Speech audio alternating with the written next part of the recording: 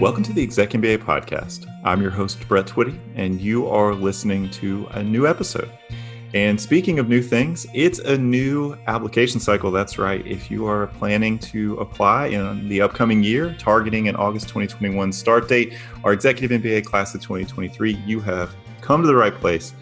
I was joined recently via Zoom here on the podcast by my admissions colleague, Katherine Alford, to talk a little bit more about admissions innovations and tips for candidates applying in the upcoming cycle. I think you're going to really enjoy this conversation. So without further ado, welcome back Katherine Alford to the podcast for an admissions conversation. Katherine, welcome back to the podcast. Hi, Brett. It's great to be back. Thanks for having me. Well, it's great to have you here. What a time to have you on the podcast. We are getting ready to launch our new Executive MBA application for folks who are targeting our class of 2023. That's our class that starts next August 2021. Figured we'd have you on the podcast to help people get prepared for the application launch and the upcoming cycle. So are you ready? Oh, I am ready. Are you ready? I think I'm ready. Only one way to find out. Let's do this. Just to give our listeners a bit of an overview of what we're going to talk about here. We're going to talk about some of the exciting innovations for this cycle, some of the new things that we're doing. But we're going to give you a look at our Executive MBA application fee waiver, some tips for those of you who are wondering which deadline might be right for you. Talk a little bit about how our application works in terms of, am I applying to a particular format or the program? We're also going to share some insights about our short answer questions, resumes, recommendations, and of course, what seems to be the most popular topic for many of the folks who I talk to on the phone, Katherine, I'm sure for you as well, standardized tests. Yeah, absolutely. Standardized tests do take up a lot of time. So people are very curious to learn more about what they need to do. All right. So let's start with just kind of a quick note about our application launch. As I mentioned, mid-August. So if you are listening to this podcast, great job. You are, in a good position, doing your research now, learning what you need to do to be ready to apply. Our first deadline is September 10. Katherine, we have monthly deadlines starting in September, going all the way potentially to the end of June or until the class fills. How do you help candidates think about which deadline might be right for them? Yeah, we do have a lot of deadlines, one just about every month between now and June. And all of these deadlines are for the same start date, which is in August of 2021. We like to think that this provides our applicants with the maximum amount of flexibility. My advice is to spend time putting together your strongest application, prioritize making sure your application is as thorough and complete as you want it to be before you apply, but to also work on applying earlier. In the beginning of the process, every seat is available, every scholarship dollar is available, and as we move through the different rounds, we don't have as much availability. So two somewhat conflicting pieces of advice of waiting until you have your strongest application and applying early, but I would prioritize the strength of your application over the timeline. Great points. We offer multiple deadlines to give our busy Executive MBA applicants flexibility. We know oftentimes people's plans may shift. You may be thinking about October and ultimately the November deadline makes more sense, or maybe the December deadline. No problem. The deadlines are there again to give you flexibility. Each deadline functions as its own sort of round within this broader cycle, as Katherine mentioned. All of these deadlines are focused on one start date. So if you look on our deadlines page, which I should note has been updated and reflects the new deadlines, there's also a target interview period, a decision release date, and a deposit deadline for each round.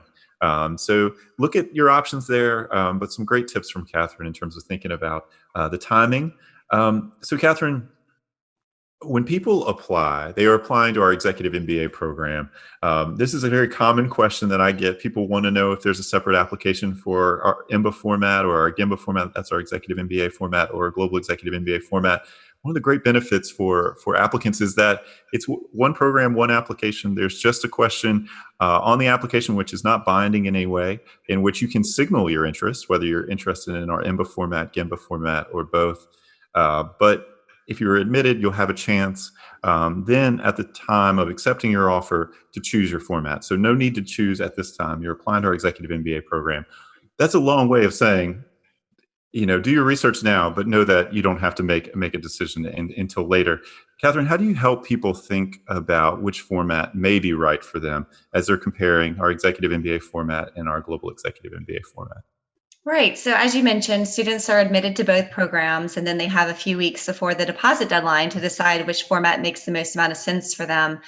I think the question boils down to how much do you want to travel? Our executive MBA students will be required to complete at least one global residency. Our global executive MBA students will be submitting or completing an additional 3 global residencies for a total of 4.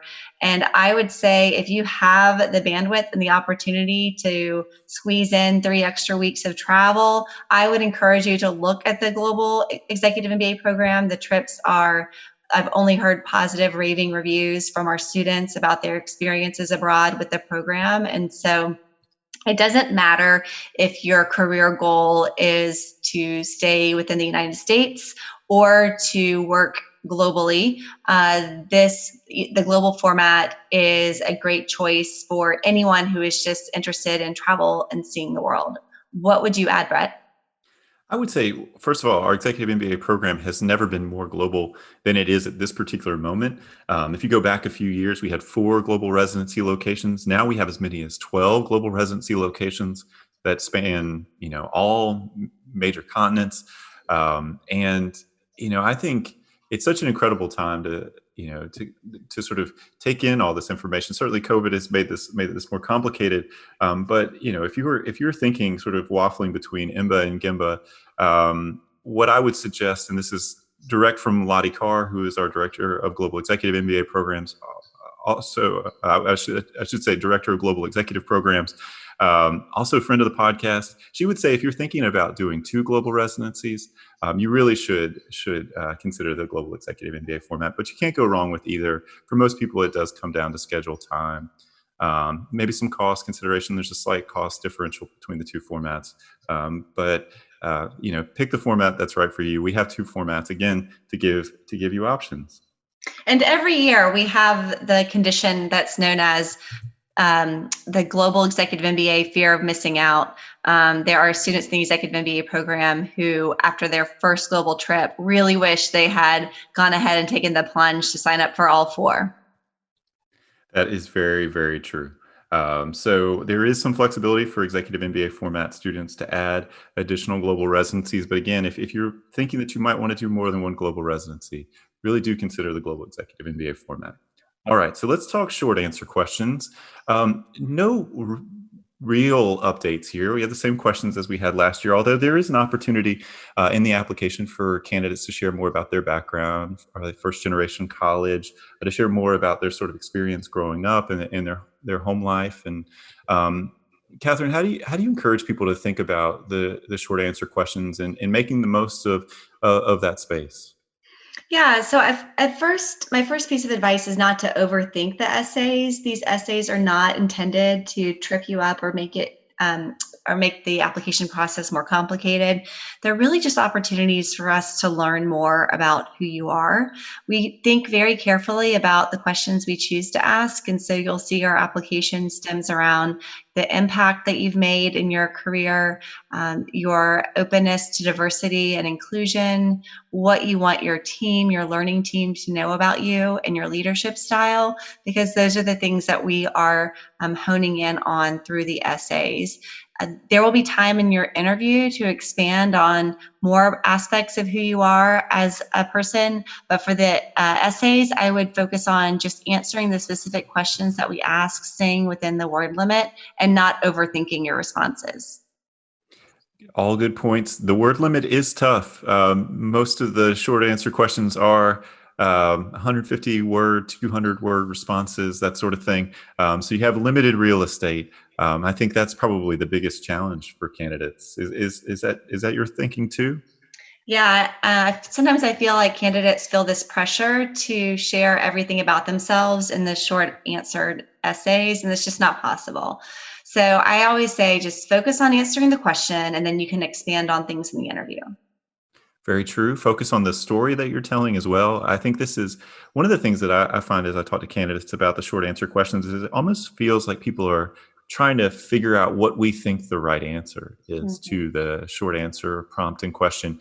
And can't say it enough. There is no one right answer. We have seen many, many, many successful responses to our short answer questions that are very different. Some use personal examples, some use professional examples. Pick the examples that you want to share that help you tell the story about yourself that you really want to communicate to our admissions committee.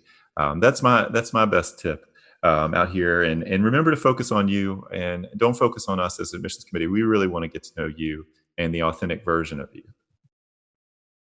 Yeah, I would agree. I mean, the learning team essay in and of itself, some people are more focused on sharing their professional experiences with their learning team, and some people are more interested in sharing their personal. And we don't have a preference. And I'm glad that it's varied and mixed up so that it keeps the applications fresh and we never know what we're going to get. It's very true. And as Catherine and I will tell you, the best thing about working with executive MBA applicants and prospective students is just the time that we get to spend with folks and really getting to know you and helping you not only consider Darden, but think about this step in your career. And also, as you move through the application process, as Catherine mentioned, and we'll talk about interviews a little bit later. But the application itself is an initial introduction to you, and then the interview is an opportunity for us to get to know you a little bit better. So, again, you don't have to do it all in the application. It is the sort of thing that should say, you make us sufficiently intrigued that leads the admissions committee to kind of conclude this is somebody we'd like to talk to more, and that's where the interview comes in. So let's talk about resumes. Get a fair number of questions about how long the resume should be or what's the maximum length. I, I am personally, I don't have that many strong feelings about this, Catherine. What do you typically advise candidates with regards to resumes? I typically advise students who have less than 1 or 10 years of work experience to keep their resume to 1 page. If it goes over to two, we won't be too upset about that. So, your resume is a snapshot of your work experience. It's not a place for you to list everything that you've ever done or a publication that you've ever had published. It's more an opportunity to demonstrate your career advancement, your growth, your leadership experiences, your management experiences, and your education background. Yeah, and there is a part of our application that focuses on employment history. It's more of nuts and bolts. What have you done? What was the nature of your job? How many direct reports did you have? These kinds of things. You have the opportunity to include that information for 5 positions. And so, my best tip for resumes is to kind of think about how the resume works in concert with the employment history section of your application. With that employment history section there and all that information that you're sharing, your resume could be an opportunity for you to quantify your impact, show your leadership, and also potentially to highlight some of your personality. I always enjoy. This is not again not to be prescriptive here. It's your resume. Share what you feel is important for our admissions committee to know about you. But I always enjoy seeing people's hobbies, interests, things that you're reading or podcasts you're listening to, global experiences you've had. So there is some space for that on the resume. Resume again. I don't think either of us are sticklers about resume length, but good rules shared from Catherine there about length. So let's talk about recommendations now. We only require one recommendation. We will accept up to 3. Oftentimes, our applicants are wondering, Catherine, well, who should I pick for my recommender? What do you advise? Great question. So the questions that the recommender is going to be will be asked are going to be centered around your leadership orientation, your strategic thinking, your initiative, your communication skills, your ability to work well on teams. The recommender will be asked in what context they know you, how your performance compares to others in similar roles, and then to describe a piece of constructive feedback that they have given you and how you responded. So, based on those questions, the strongest recommendation letters typically come from a direct supervisor. So, we encourage you to think about having someone that you report to writing your recommendation letter. but there are always reasons why that's not a good choice. So I always say at the end of the day, this is where your judgment comes in, and you need to make the best call for yourself and for the strength of your application. But if you do not have a direct supervisor write your recommendation letter, I would include a note in the additional comments section around your choice of recommender. What else would you add, Brett? Well, I think that's great advice, and I want to talk a little bit more about the additional comment section. But before we kind of get into that, I also say, occasionally we'll get people asking, um, what if I want to have two recommenders or three? That is fine. Technically, you can, but just make sure that those additional recommenders are adding something new to the insights about you and your overall application. We only require one, and we actually made that decision very intentionally a couple of years ago.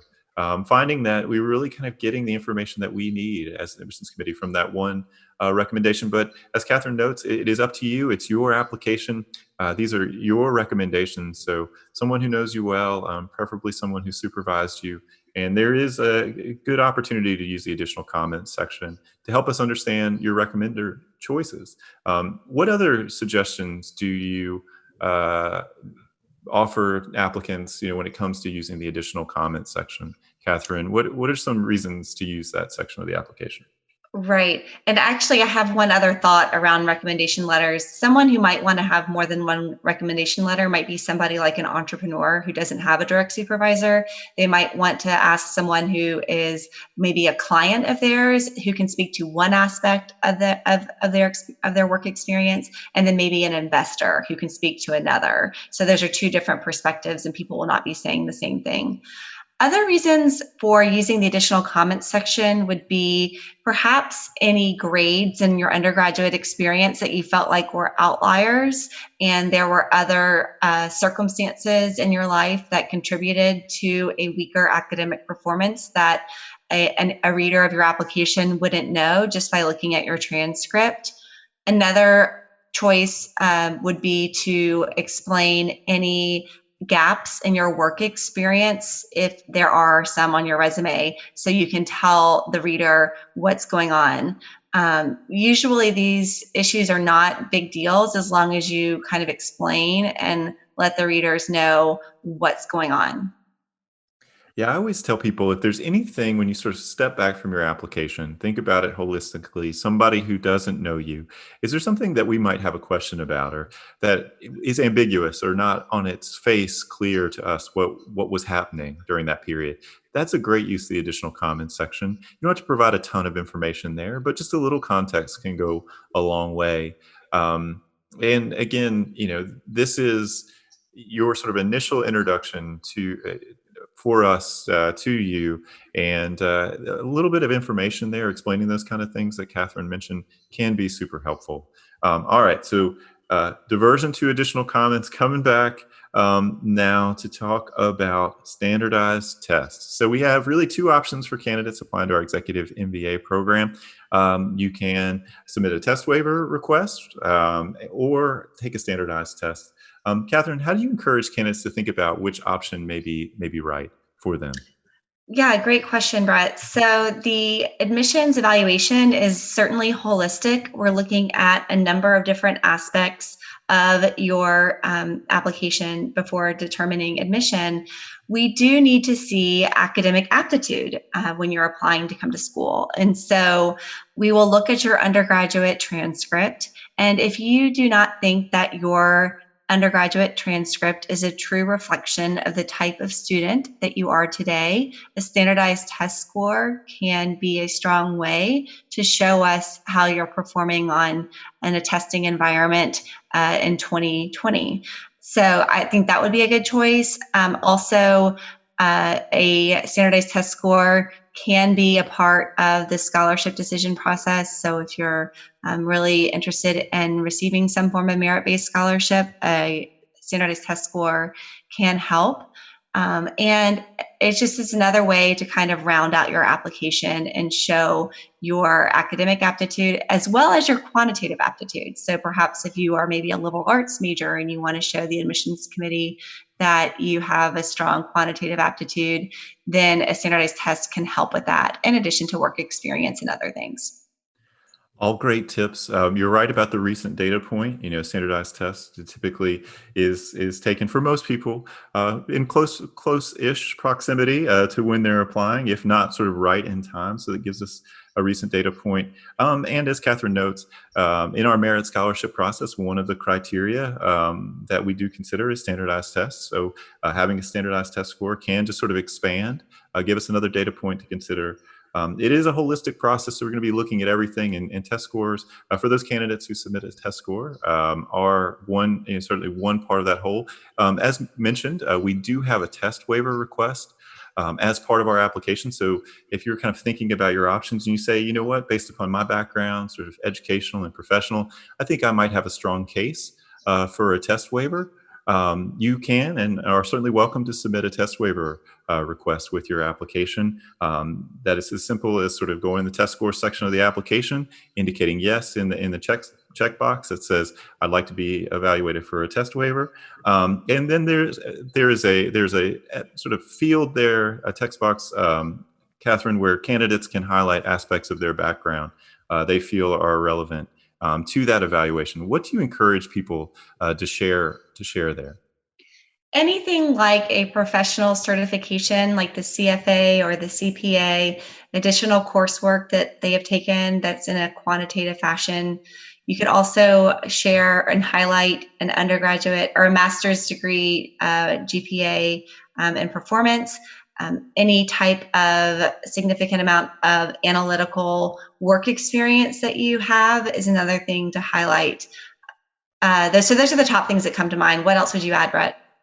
Yeah, I think those are all good things. I mean, as you noted earlier, really as an admissions committee, we are trying to get a sense of your readiness for the experience at Darden. Darden is known for being challenging, and you also will have required quantitative courses in the core curriculum. So things like finance, accounting, global economics, decision analysis.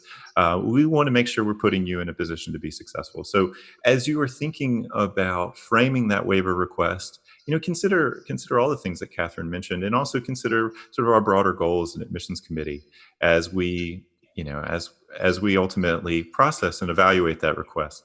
I will note that there are 4 decision outcomes for candidates who apply to our Executive MBA program. So if you are considering a test waiver request, these are particularly relevant as you kind of think about what your next steps might be. So let's imagine you've submitted a waiver request, and as we noted, that review process is concurrent with the evaluation of your overall application. We provide an update regarding the outcome of the waiver request review at the time of decision. And so, as noted, there are 4 decision outcomes. You could be admitted, so your waiver request was granted, no further action required. You can receive a conditional offer of admission, meaning that your waiver request was not granted, but ultimately we'd like to offer you conditionally a seat in our class. And that offer condition is typically, it's an action item that you have to complete to receive a full offer. So oftentimes that's something like take 2 online courses in the areas of accounting or finance, could be take a standardized test. It's really what is set by our admissions committee. And typically candidates have about 3 weeks to satisfy the offer condition. You'd be placed on the waiting list, in which case, if you submitted a waiver request, being on the waiting list means, ultimately that you probably want to think about ways to strengthen your application. So standardized test or additional quantitative coursework could be ways of strengthening the application. And of course, the 4th decision is deny, which is a final decision. So a lot of detail there about the ultimate decision outcomes, but do just kind of want to give you the landscape as we are evaluating these waiver requests and providing an update at the time of decision as to what you might be expecting if you decide to go the waiver request route. So 2 options, think about your application, think about your background, and we encourage you to choose the option that feels the best for you. All right, so Katherine, we covered a lot of ground here. I think we've got 1 topic, or maybe 2 topics left to discuss. I want to start with, as we kind of round things out, Let's start with a topic that I think is probably our favorite part of the application process: interviews. Pro tip: if you interview with Brett Twitty, be prepared to talk about what books you are reading and what podcasts you are listening to. And it doesn't hurt to mention the Executive MBA podcast. I should note, we appreciate our listeners of the ExecMBA podcast, but we understand there are a lot of podcasts in the world. So I do find it interesting to know about your hobbies and interests. That is one of my favorite questions, the interview process. So as all of this may be leading you to conclude, gosh, it sounds like the interviews may be more conversational in nature. That is 100% true. We do not do behavioral interviews at the Darden School. These are conversational interviews, an opportunity for you to tell your story. So as we've talked about here, this is about your narrative and what you want to know about who you'll be in our Executive MBA community, both in the classroom, outside of the classroom. An interview is a great way for you to give us a sense of that. Katherine, what are, I should say, your top interview tips? Yeah, as you mentioned, our interview is very casual. It's a conversation. We are trying to get to learn more about who you are and why you're interested in the program. So, my biggest tip is to know your story, be able to speak to where you have been and where you are going, how the Darden Executive MBA program fits into your plan, why you're interested in Darden's program over some of the other Executive MBA programs. But ultimately, it should be a pleasant, enjoyable conversation where you're able to share more about your story and how we can be a part of helping you get to where you want to be. All true. One of the things that I always underscore with candidates is, this is, I think people get tired of hearing about this sort of idea of a holistic review, but really, as an admissions committee, we're trying to understand who you'll be as a classmate, as a teammate, the perspective you'll bring to the classroom. What kind of person you'll be in terms of the extracurricular aspects of the program. This is not a transactional executive MBA experience. People are very engaged both in the classroom as case method school, so you're going to have to participate and be part of a discussion, but also outside the classroom. At this point, I think we have 9 or 10 executive MBA student organizations, and it's a really active group in terms of social stuff and just building relationships. And so we want to know that that's what you're looking for as well. And so yes, academic readiness is part of what we're focused on. But being successful at the Darden School or being successful in our executive MBA program specifically, it's also about these kind of cultural questions too. And so an interview is a great way for us to get a gauge on some of these things too. Does that resonate with you, Katherine? Yeah, absolutely. And one of the things that you were talking about really made me think about the culture of the school. And I think it could always be advantageous to take the time to talk to one of our current students before the interview, because I think that they'll be able to help you learn more about the program and the culture, and that will carry over well in your interview. Absolutely. And the great thing about our students and alumni as well is that they are eager to share about their experience. This is a group of people who, as I mentioned, are engaged while they're in the program and oftentimes also post graduation. So the podcast is a great resource to hear more of these stories. Certainly, we also have a blog, Discover Darden, where we share student profiles. But a sort of connecting with a student or an alum as you're kind of kicking the tires, thinking about the program and what you want to get out of your MBA experience. Always good to do. So a little more technical than interviews, but we do actually have an executive MBA application fee waiver offer out there for applicants applying to our executive MBA program in this cycle. Katherine, do you want to share a little bit more about the details of this fee waiver offer? Sure. So we offer an application fee waiver, which is equivalent to $250 for people who do a couple of things. You can schedule a conversation with either Brett or myself through our website, or attend a coffee chat with a group of other prospective students and either Brett or myself. And so one of those two activities will qualify for 50% of the application fee waiver. And then the second piece is that you attend one of the webinars that we will be hosting over the next couple of months. Yeah, it's just that easy. A two-step process. And we offer individual conversations as well as these group chats to kind of give you some options, right? Some people prefer the one-on-one setting. Other people want to spend some time with fellow prospective students, hear other people's questions, and kind of have a little bit more of that group dynamic. So you have that option. And we also have a number of online events. So we do webinars, and we also do some networking events, and we'll do mock classes and things like that. So we really are trying to get you to engage with us. We find this to be a great way not only for you to learn about the program, but also for us to learn about you. As you probably picked up on what Katherine shared, you get to spend a lot of time with both Katherine and myself, as well as other members of the Executive MBA community. But the reality is, we love that kind of personal interaction. We know this is a really big decision for you, and we want to make sure you have the information that you need. But also, we want to kind of help you think about this next step. Our roles are not really sales roles. We're more kind of on the counseling end of things, where people are kind of coming and saying, "Hey, this is what I'm thinking about. Do you think Darden might be a good fit?" And so these kind of conversations and online events are great ways to gather more information. Yeah, absolutely. Just to echo, Brett and I really do enjoy having these conversations. So if you're kind of toying with the idea of applying, trying to figure out if it makes the most amount of sense for you and your goals, we welcome the opportunity to chat with you further about it. Yeah, and as you will likely pick up on if you listen to a number of these interviews, the consideration process for many executive MBA students in our program and undoubtedly other programs out there is a longer one, right? So if you find yourself that you've been thinking about this a while, or you're just kind of getting started with things and you're not sure where to go, to kind of talk with somebody, conversation's a great use of that. Coffee chat's a great option out there too. We're here to kind of meet you where you are. So, Katherine, we've come to the end of this podcast episode. I mean, we could probably keep talking about the application process for another couple hours. I'm not sure that that's what our listeners want, but it does give us like a wrap up opportunity here to share any final tips or suggestions for our applicants, planning to apply this cycle. What would you share? I would echo my earlier advice to talk to members of our community. Listen to the podcast, the students sharing their stories, reach out to students in the program and ask them what the program has done for them, how they have changed in the program, how their leadership has changed, how their management has changed, and how their career prospects have changed. And give yourself patience as you're kind of moving through this process. It can take a little bit of time, and try to enjoy the ride.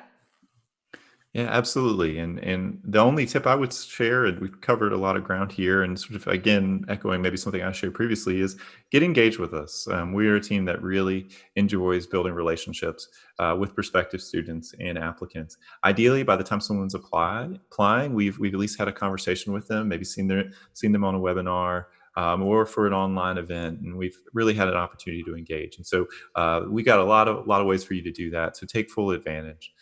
Katherine, always a pleasure having you here on the podcast. Um, we got to do this again sometime. I'm sure there will be another opportunity to talk about the Executive MBA application process in the coming months. Absolutely. And maybe next time we can talk about what we're reading. I guess next time we will have to talk a little bit more about books. And that was my admissions colleague, Katherine Alford, here on the ExecMBA podcast. As always, if you have any comments, suggestions, requests, anything you'd like for us to cover, we're all ears. We can be reached at exec, that's ExecMBA @darden.virginia.edu. Until next time, stay safe, be well, and thanks for listening.